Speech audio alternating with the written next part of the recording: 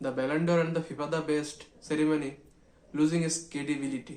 আর রোনালদোর এই কথাটাই যেন দিন দিন সত্যি হয়ে উঠছে।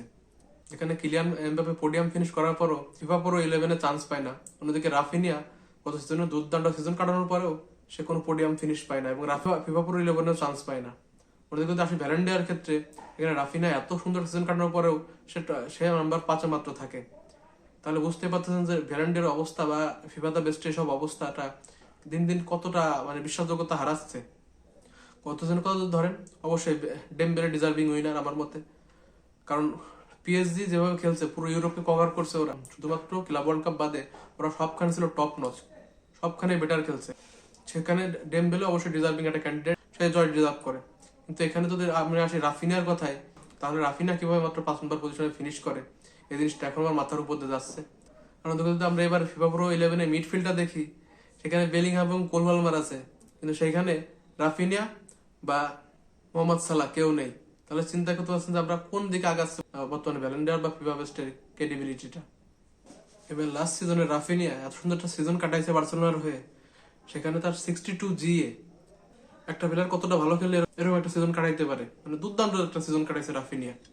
যেখানে শুধুমাত্র ইউসিএল এ রাফিনিয়া 22 জিএ, 13টা গোল 9টা অ্যাসিস্ট। আপনার কতটা অবিশ্বাস্য একটা সিজন কাটাইছে। এখানে রাফিনিয়া ব্যালন্ডর টপ 5-এ মাত্র ফিনিশ করে, সে পোডিয়ামও পায় না। জুট বেলিংহাম ধরে আমরা বাদ দিল, কারণ জুট বেলিংহাম যত কত সিজনে ভালো খেলে নাই, up to the not up to the mark. কিন্তু সালা তো খেলছে, সালা তো লিভারপুলকে একা নিজের হাতে টেনে নিয়ে গেছে, লিগ চ্যাম্পিয়ন করছে। কিন্তু সালা সেখানে কিভাবে ফিফা পুরো 11-এ চান্স পায় না, কিন্তু সেটা কেন পোডিয়াম ফিনিশ দিতে পারে না। তো এইখানে আসে এইসব ইভেন্টের ক্রেডিবিলিটি নিয়ে প্রশ্নটা আসে এখন। আপনি যদি দেখেন গত সিজনে বার্সেলোনা ডোমেস্টিক টেবল জিতছে, তাহলে সেখানে ইয়ামাল যদি টপ 3-তে চান্স পায়, সেখানে রাফিনিয়া কেন নয়? রাফিনিয়া তো ছিল বার্সেলোনার সাথে game changer player, most effective player ছিল রাফিনিয়া, তাহলে কেন পাইলো না? কেন? তো অনেক বার্সেলোনা ফ্যানই বলবে যে রাফিনিয়ার সাথে ইনজাস্টিস করা হয়েছে।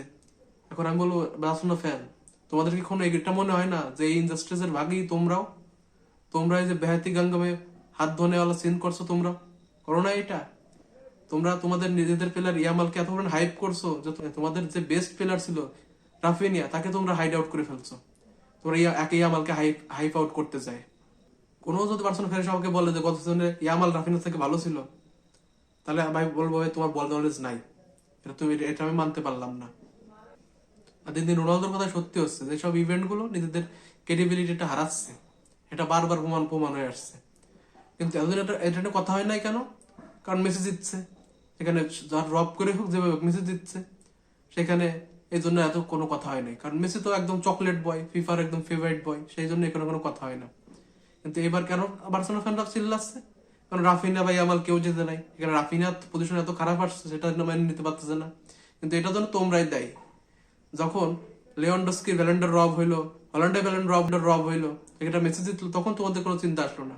এবার যখন রাফিনা যেতে নাই, তোমাদের নিজের ভুলে, কারণ তোমরা ইয়ামালকে বেশি হাইপ আউট করছো। তোমাদের রাফিনার যে আছে তোমরা সেটা ভুলেই গেছিলা। রাফিনা ছিল তোমাদের বেস্ট প্লেয়ার। এই জিনিসটা হওয়ার পিছনে যদি সবচেয়ে বেশি কেউ দায়ী থাকে, সেটা বার্সেলোনা ফ্যান তোমরা। গত সিজনেও যখন ভিনিয়ার রদ্রির ভিতর ব্যালন্ডর ফাইটটা হইলো, সেখানে ভিনিসিয়াস পাইলো না, তখন বার্সেলোনা ফ্যানরা অনেক লাফাইছে যে ভিনি রিজার্ভ করে না, রদ্রি রিজার্ভ করে। এখন যদি এরকম সিচুয়েশন আসে, বার্সেলোনা ফ্যান যেখানে পেদ দিয়া রিয়ামাল কন্ডিশনে থাকবে, তারা দুজন কন্টেন্ডার থাকবে, সেখানে তোমরা কাকে বাঁচবা? পেদ্রিকে না ইয়ামালকে? তোমরা কিন্তু অবশ্যই ইয়ামালকে বেছে নেবা। কিন্তু যখন এটা ভিনিসিয়াসের ক্ষেত্রে আসলো, একটা ফরওয়ার্ড এবং একটা উইঙ্গার এবং একটা মিডফিল্ডার, সেখানে তোমরা কি করলে?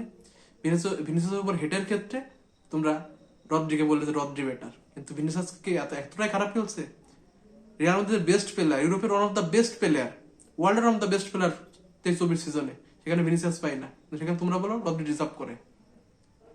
তো এইখানে আসে এইসব প্রশ্নটা।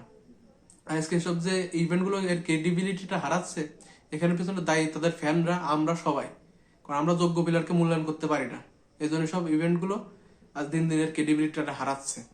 এই সব কথা নিয়ে বলতে গেলে একটা কথা মনে পড়ে যায় যে theory and you can debate on opinion.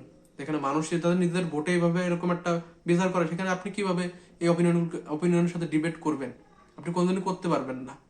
আপনি জানবেন যে এই প্লেয়ারটা ভালো, এর ডিজার্ভ করতে জেতাটা, কিন্তু আপনি এই ভোটের কারণে সে জিততে পারে না, এই ভোটের কারণে তার কোনো পোডিয়াম ফিনিশও পারে না, ফিফা পুরো 11-এও চান্স পায় না।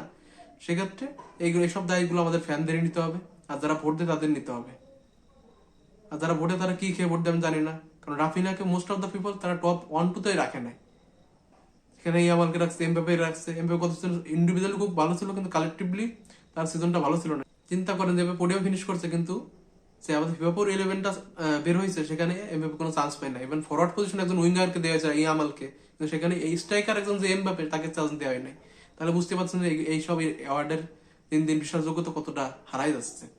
একটা কথা বলবো বার্সেলোনা ফ্যান, যখন নিজেদের গায়ে এখন পাড়া পড়ছে তখন ঠিকই ব্যথা লাগতেছে, আর যখন এগুলো অন্য ওদের পায়ে ভিনির উপর গায়ের উপর দিয়ে পাড়া পড়ছিল তখন তো ওদের কোনো ব্যথা লাগছিল না, কিছুই লাগছিল না। তখন সব ছিল ঠিক, সব ফেয়ার।